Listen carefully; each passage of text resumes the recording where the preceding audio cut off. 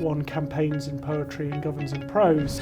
I feel as though there's a lot more flexibility in the US employment market than there is here. AI, I have to ask you about that. It's the wrong question. Don't ask the question whether AI should be integrated into the NHS. Ask how.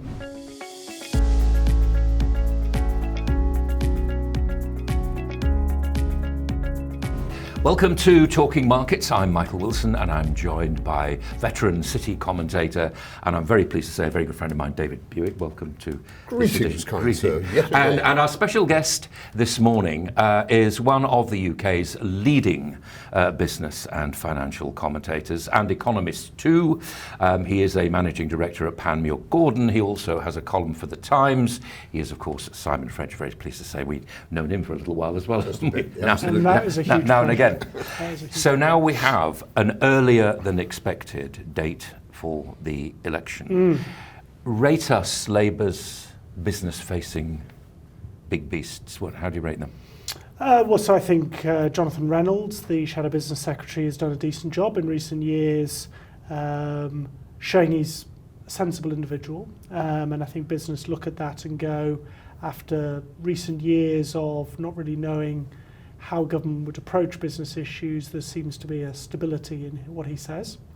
Of course, one campaigns in poetry and governs in prose, so you've got to be a bit careful of, it's one thing to go on a charm offensive, but when you've got the knotty issues which will come if he is to become the business secretary, how will he deal with them? Only time will tell. And then obviously, from an economics and business perspective, the top job looks like it's going to Rachel Reeves if the polls are to be believed.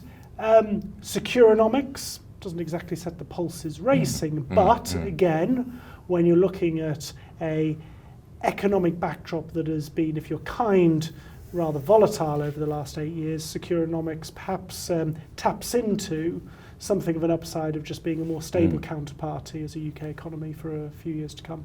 So you've set the stall down, for which thank you. I'd like you just a little bit to ask you if you know anything about Tulip Sadiq.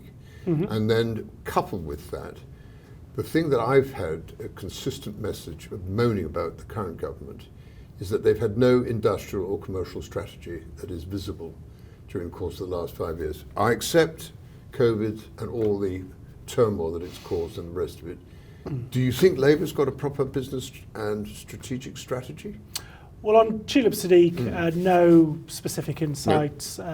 One thing I would say, though, is that the Labour Party more broadly on the city agenda have been pretty consistent with what has been laid out by Bim Afalami and the Chancellor Jeremy Hunt in terms of the Edinburgh reforms, the Mansion House reforms. So something of a continuity I would expect on that agenda. Okay. In terms of the last 4 or 5 years of an industrial strategy, look, I would go back further with you too. I don't need to provide a history lesson. You know that probably the last time the UK had an active industrial strategy, Michael Hessel times in the DTI. So that probably dates the last time that I think there was strategic thought on how the UK approaches economic and industrial issues.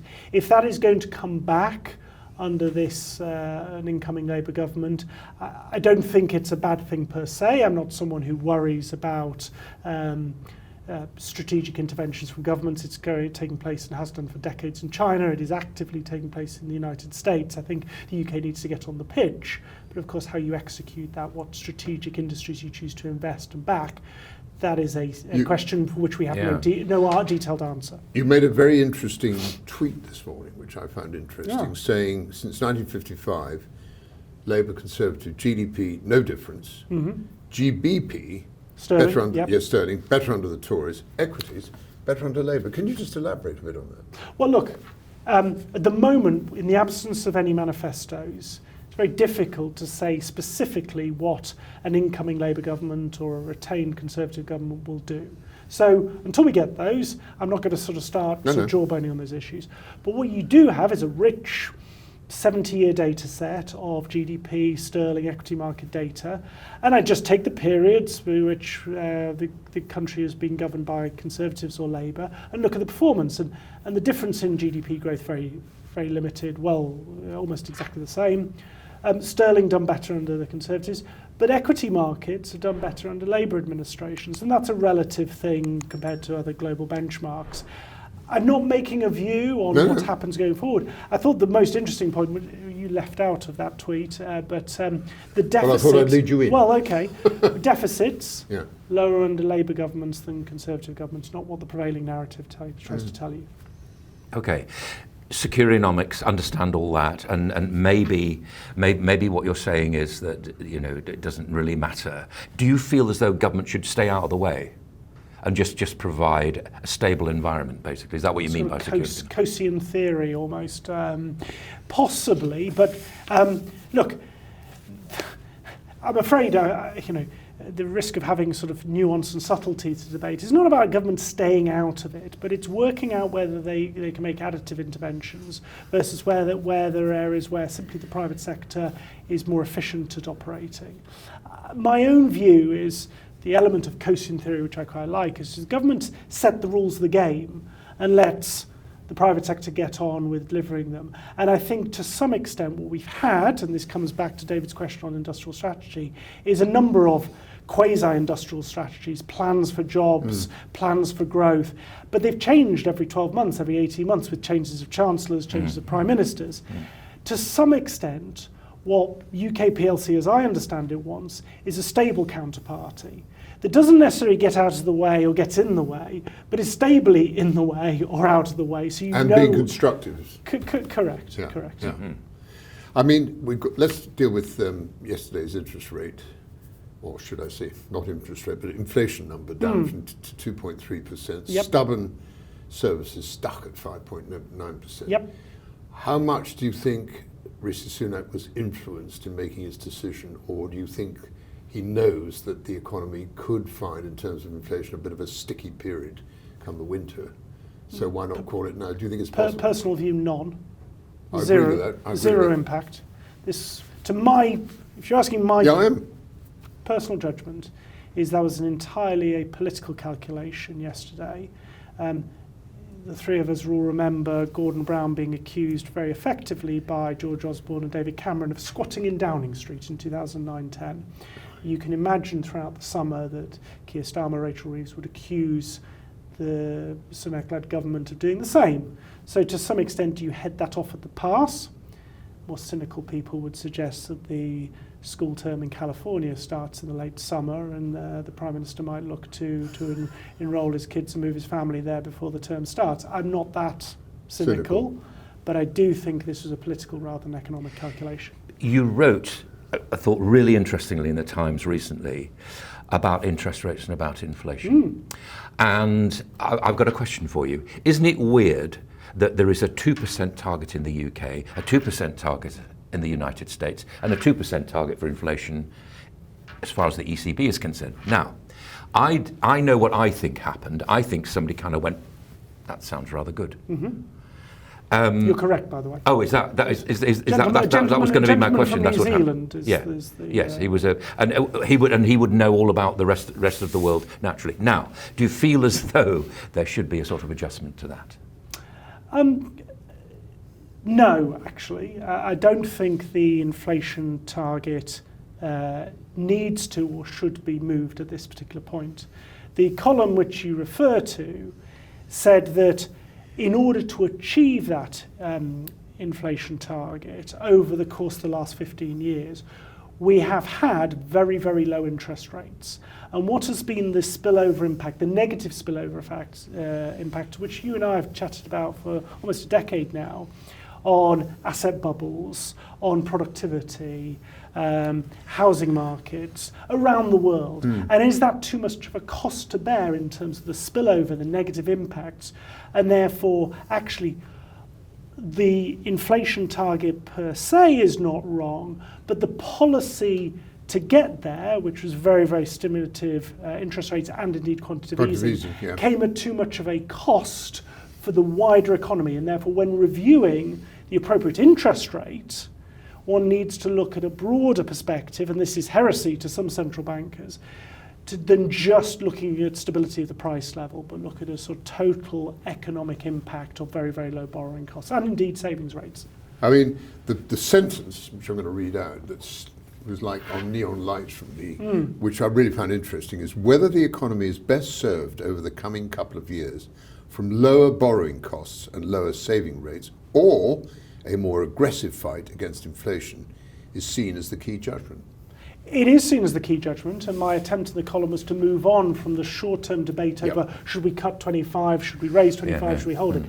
Stand back and go, what is a long-term target for interest rates, nominal interest rates and indeed real interest rates? I would suggest something in the, I didn't put it in the column, but we're amongst friends, aren't we?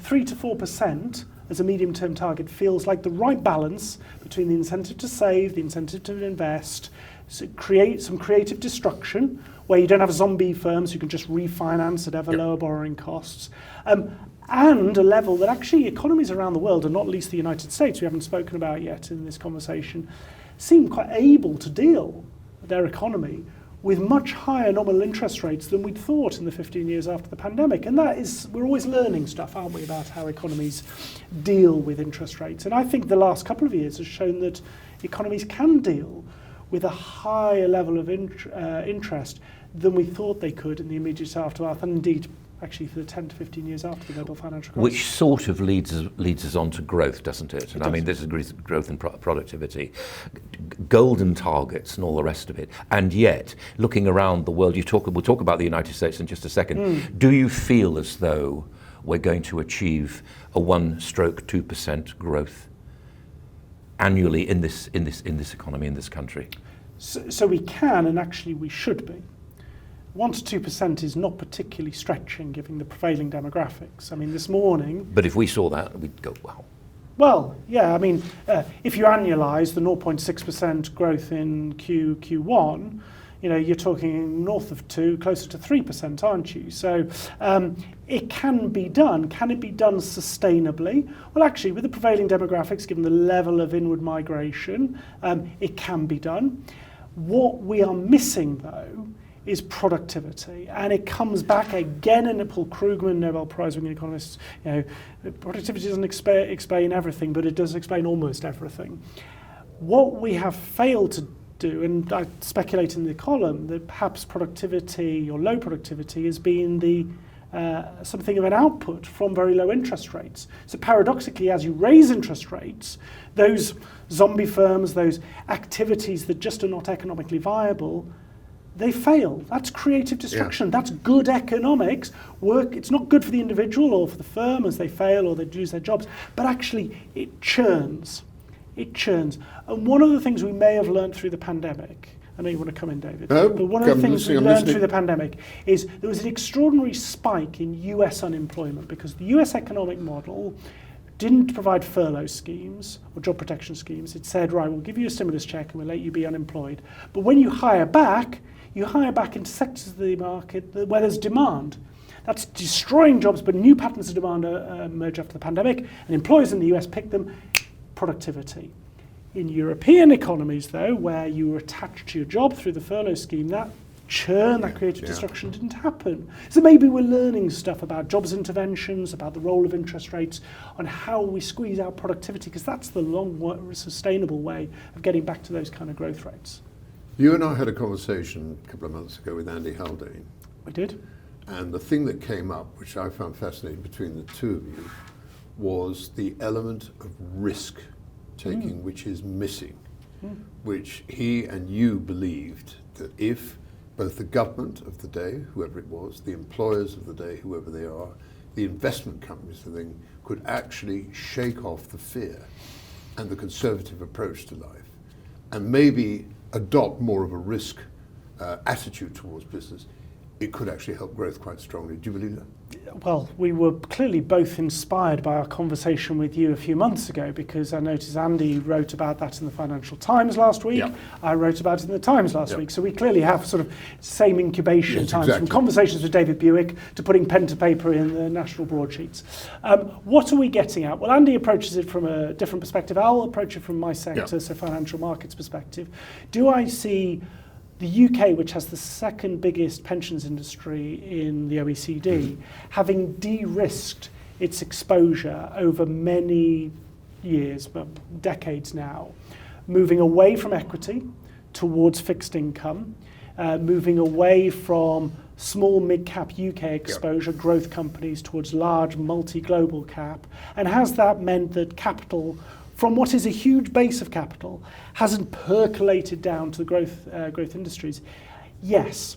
And therefore that is a lack of risk appetite, lack of risk exposure. And therefore dialing that back, and some of that is, let's talk about it honestly, some of that is an element of home bias in allocation. That's why the British ISA is being discussed. That's why pension fund ownership of UK assets is being disclosed. But I also think there's a risk assessment. How risky is it to have a global mandate for investing? Buy some more Nvidia, buy some more Apple, buy some more Amazon. Well, you're not going to get fired for that, but you're also not going to generate much domestic economic growth, are you? I thought what you were saying about the creation, or perhaps recreation, but perhaps it's creation of jobs, was really interesting, and the way it's different here. Just let me make sure I've got it correct. So what you're actually saying is that here you have a furlough scheme and then it's straight back into those jobs. Yeah. In the United States, it doesn't work like that. No furlough scheme, and also here's some money, and so they create different kinds of industries. Now, that to me says, and I've thought this for a long time, now tell me if I'm right or wrong, I feel as though there's a lot more flexibility in the US job market, in the US employment market than there is here. I think it's called U-Haul, isn't it, or something like that. I mean, people are not afraid, are they, of going to different places and saying, we're going to start here. It doesn't happen in this country, does it? Because you still, everything's geographical here. The red wall, the dead industries in Wales and so on, Cornwall and the rest. So you've understood perfectly. And if I can elaborate a little bit more, so in terms of what is driving this, well, I do think labour mobility, social mobility is a big problem. The housing market, the lack of planning, the lack of affordable housing across the nation means that if you're perfectly skilled for a very highly productive job in, let's say, the Square Mile in central London, but you happen to live in Sunderland, then your ability to sell up and move, and in real income terms, port yourself down to London, there are lots of barriers to that. That is barriers to labour mobility, barrier to skills moving to where they're best matched up, and that has a productivity impact. That's clearly part of the problem. And that differential with the US is relevant. But you also allude to the safety net, furlough schemes, unemployment benefits, etc. This is where I perhaps disagree with the best funded and the most high profile think tank in the UK, which is the Resolution Foundation, who have written extensively about productivity, about the poor UK economic performance. They seem to dismiss the US economy as nothing we can learn from. No, not irrelevant, but not something we can learn from in terms of sort of social policy, welfare policy, because they're uncomfortable with the inequality that relates to. But inequality is perhaps one of the environmental factors that generates that creative destruction. I think dismissing it at source is a mistake. You need to explore what that does to incentives, to behaviours, and I think perhaps the European versus the US model is revealing that having an element of that in the system is important for productivity and for growth. Let me ask you, because in a really good column you wrote on the housing market a couple of weeks ago, I think it was maybe 3 weeks, I can't quite remember. And I think it's very important this, because I may have also got my figures wrong, but 40 years ago, when the housing market started to take off, something like 70% of the population was interested in buying, whether it was through the Thatcher scheme from the public sector or just Michael Wilson and David Buik. Then we're down to 29% apparently now of the population having even an opportunity. Where's it gone wrong, the housing market, apart from a lack of supply, which is too obvious a comment, but I make the comment because I think it's dampened the spirits of people really wanting to push on. There's not one column, there's a book. There's probably a series of books here on what's gone wrong with the UK residential property market. First thing to say, it's been a sink for UK capital, and coming back to generating risk and innovation. The fact that the UK residential property market at £9 trillion asset class is 4 times the capital value of the FTSE All Share, whereas the US residential market is the same size as the US stock market, tells you that there is a fundamental misallocation of capital. And part of that has been risk aversion, part of that has been planning, capacity to build, etc. But I also fear that, and you only need to turn to, perhaps I think it's the Sunday Times Money section, and you ask high-profile people their financial history, and they say, pensions or property. They all say property. And, we sort of reap what we sow here in terms of what is the message we're sending. We're sending that capital should just be poured into that part of the economy, which is, by the way, very unproductive and not actually being particularly additive. And I do think the taxation has to move in this regard. I think taxation of capital gains on principal private residences should come in place. Now, people will be screaming at the idea, but let's scrap stamp duty in order to get there. So you don't actually raising the overall amount of taxation on property. You're just shifting it from the transaction, and I want people to be able to transact and right size all the time, to the capital gain. And if you don't make any capital gain because property prices haven't appreciated, then you don't pay any tax. So I don't see it's particularly controversial. If you do make a capital gain, you share what is largely an unearned capital gain with the Exchequer. I think that would be tax reform that could really help that being seen as a sink for capital analogous to a pension. Particularly since the bank of mum and dad seems to be running out of funds quite quickly. But that is a symptom, isn't it? No, I know. And somebody has to tackle the whole planning issue as well, don't they? They do. This is one of the things I will look forward to. We started this conversation talking about what do you expect during the election campaign and looking for detail. It's one thing to say, look, we're going to loosen planning restrictions. Great, fantastic. But how? Yeah. Look, go to your local, my local area, they're trying to build 400 homes on an infill site between 2 villages.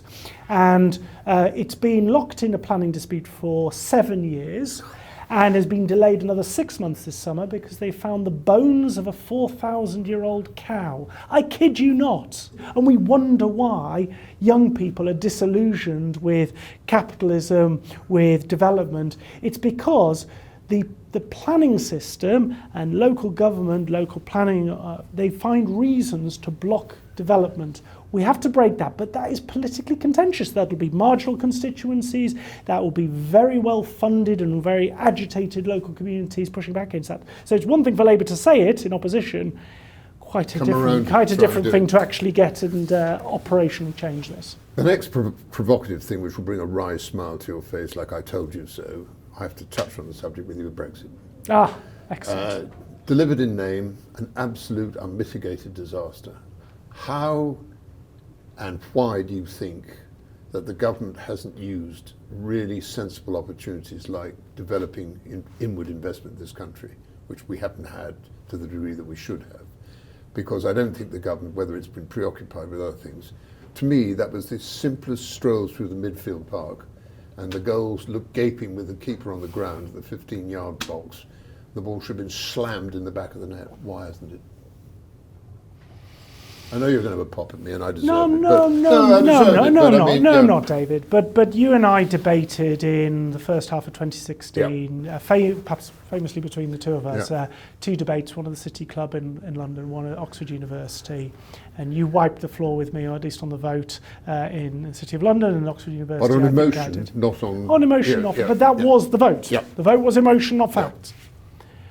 But I go back to what I said at the time, which is I'm not a Remainer or a Moaner who denies there are not opportunities. And there are opportunities to pivot our economic relationships with non-EU countries. I never pretended that those didn't exist. But did I think that they would be at the cost of frictions with our closest trading partner, and on a net basis, the UK would be worse off? I did at the time. I haven't changed my view in the last 8 years. So do I think there are some missed opportunities for not going further and faster in terms of those other relationships? Yes, but I don't think this government, or indeed any government, is prepared to pay the price, the cost of having to introduce more frictions with its largest trading partner, the EU. And you can see that time and time again, because it is a trade-off here. If you want the freedom to have those third country relationships, you need to introduce frictions with your pre-existing relationship with the EU. I agree to Where do we sit on that trade-off? But I agree with that, but the relationships are not cordial, particularly. And you can say, well, do you expect anything else? The answer is, once the dust settled, I do expect something, because I don't even think there's any initiative coming from the Foreign Office particularly, or from the Treasury, or from any area with the United Kingdom and the European Union. I just think that it's a standoff. Yeah, but do you blame them? Do you blame them? I say this because, look, the Foreign Office, the Treasury, politicians, throughout that interminable... I mean, I was listening to... I know you've stopped listening to it, but Kwasi Kwarteng on the Rest is Politics with Rory Stewart and Alice Campbell. And I haven't stopped listening. It makes me angry, but I still listen. It was interesting hearing about how difficult that Parliament was with Theresa May, exploring every angle and at every turn. Oh no, that's a red line for me. I can't get. There's no majority for a version of Brexit. And the problem is, if you want to talk about thawing relations with the EU, where do you want to sit on in Michel Barnier's favoured flowchart? Do you want a relationship like Turkey? Do you want a relationship like Norway? Do you want a relationship like Switzerland? Well, in order to get to there, which is less friction, a deeper relationship, you have to give something up. You have to give over, control on, sovereignty over free movement of workers, some of the four freedoms. You have to determine where you are. And the Foreign Office and the Treasury presented that to ministers, presented it by extension to Parliament, and each turn we weren't happy with that. So we've ended up in this place, which no one is particularly happy with. But do we want to replay those debates? Maybe the passage of time has allowed a less febrile political environment to be able to go back to one of those places. But let's recognise you've got to give something in order to get something in terms of that relationship. Let's just have that grown-up conversation. My frustration with the last 8 years is the lack of grown-up conversations about trade-offs between being outside the European Union and trying to get relationships. What's interesting, if I may just address this to people watching, is that you're a leading commentator, leading economist as far as the UK is concerned. What you appear to be saying is, parquet David just for the moment and all the Brexit stuff and saying, what you appear to be saying is there is a certain, you're not nonchalant about it, but you're looking at the possible income of a Labour government, an incoming of a Labour government, with a sort of feeling that provided it brings stability, it doesn't really matter. That's the bottom line amongst it all. Provided business, provided financial services can sort of think to themselves, this is roughly the way it's going, then that's okay. Is that a? It's probably a general summation of what you've said, because I think that's quite important that we get there. Yeah, look, you're not wrong, as in versus what has come or what has preceded it. Would stability, call it Securenomics if you like, be a helpful adjunct to making the UK a more stable counterparty for international partners, for domestic businesses to face off to? Yes. But is it sufficient? I think it's necessary but not sufficient. I think there's far more on a reform agenda. Public sector productivity today is lower than it was in 1997. It's an extraordinary statistic. Now, there are elements of the public sector you don't want to become more productive. The easiest way to raise productivity in the education sector is have bigger class sizes, which you wouldn't necessarily want.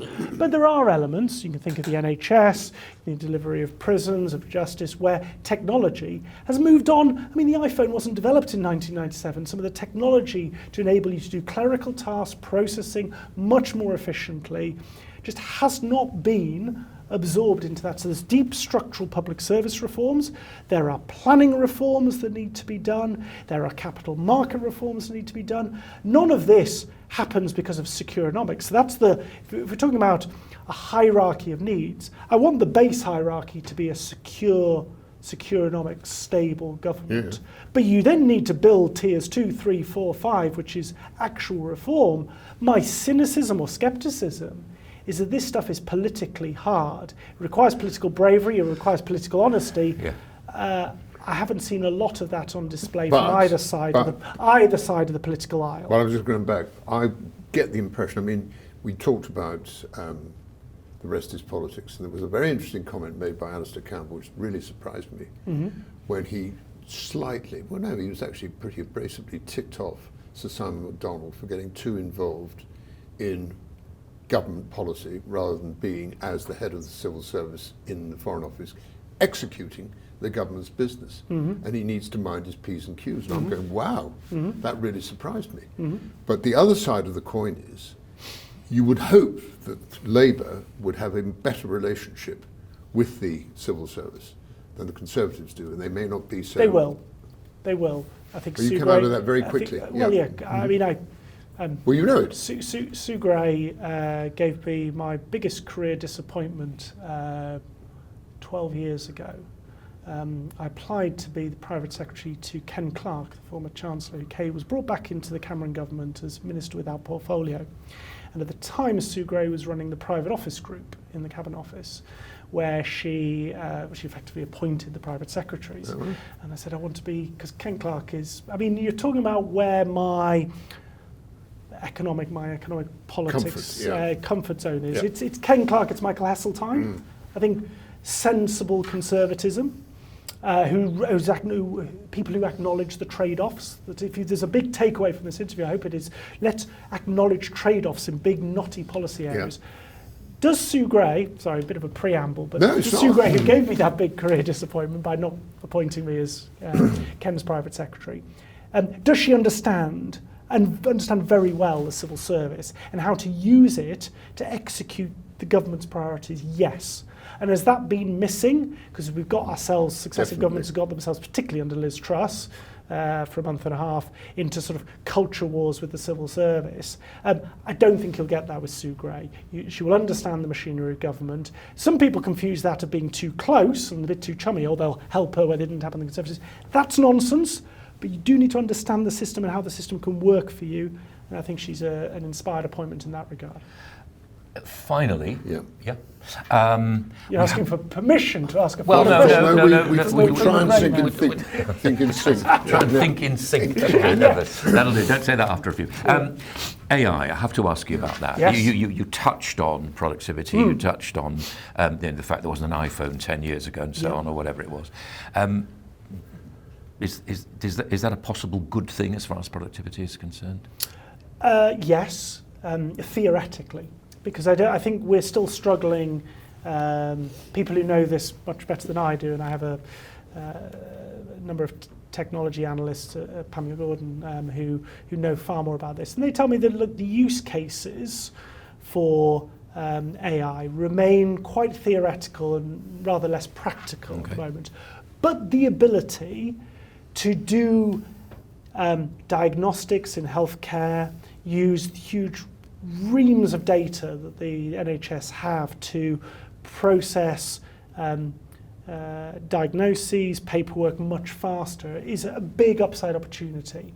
But where that investment is best channeled, I mean, we of course remember, the back end of the Blair government and the Brown government, the NHS IT systems and the big cost to try and digitalise records, etc. It's not a great track record of embedding technology into a behemoth like that. But the opportunity, just because it was poorly executed, doesn't mean the opportunity isn't there, and AI just takes it a step on further on the ability to do it.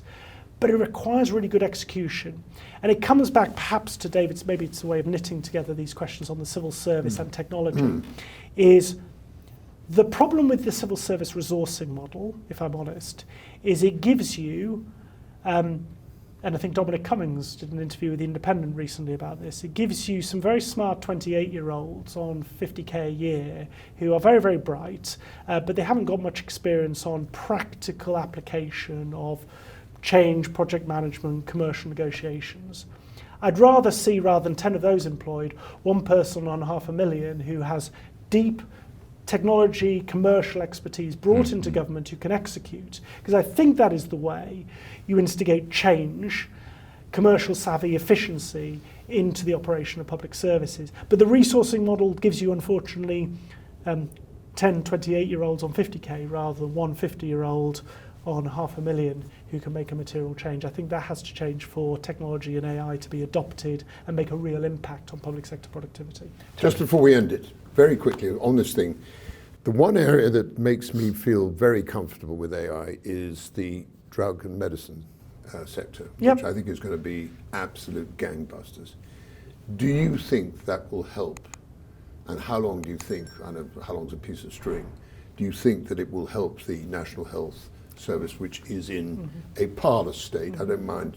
You've told me, and your lovely wife has told me as well, that it's been hopelessly underfunded for many years, but it's better. But it's the whole national health system's a mess. David, it's the wrong question. Go on, then. Sorry on Go this on. one. Don't ask whether it can help, because of course it can help, but it can also be a complete waste of money. It's execution. It is project management. It's commercial negotiation of contracts. We have this debate in public life about whether it's the right idea. Yeah. Forget whether, look, let's spend 10% of the time trying to work out what the right idea is and 90% on how we deliver it. Commercially on good rates, project management on time, getting the expertise around the table to deliver. Let's stop having these, and I'm afraid, you've got to be ranting here, but too many people go into political life having done theoretical seminars, perhaps PPE at Oxford. They talk about this in a theoretical construct. Go and try and deliver the project. Try and introduce technology into public service, into an organisational change programme, organisational From design. a pragmatic perspective. Project management. So don't ask the question whether AI should be integrated into the NHS. Ask how, at what price, using good which call. people. Then it's a grown-up debate. Good call.